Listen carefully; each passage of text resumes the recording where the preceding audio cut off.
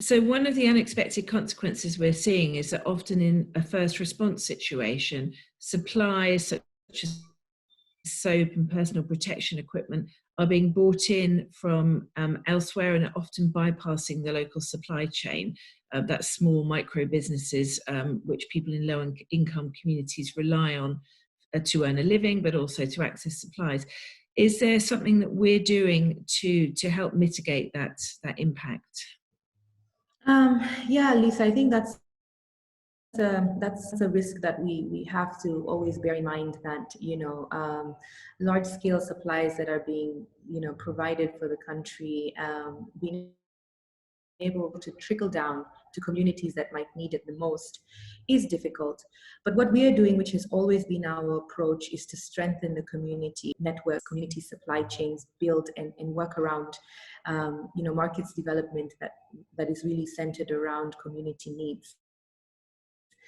And it just reminds me of a couple of months ago, before the outbreak, I was in Kisumu, which is the third largest city we have in Kenya. I had visited one of the early childhood centers that we're working with on improving water access and behavior change around hand washing.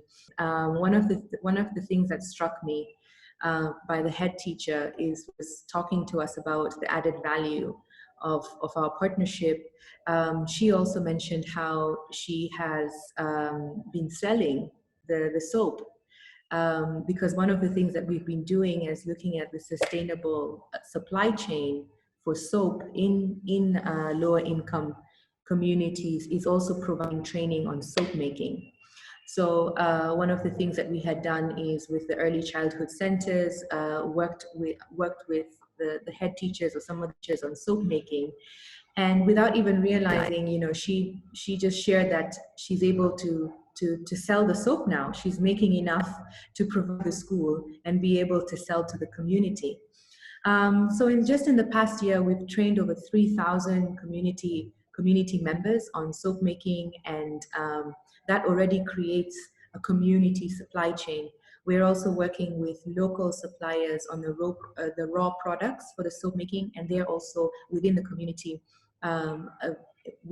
able to provide soap within the communities that we're working with.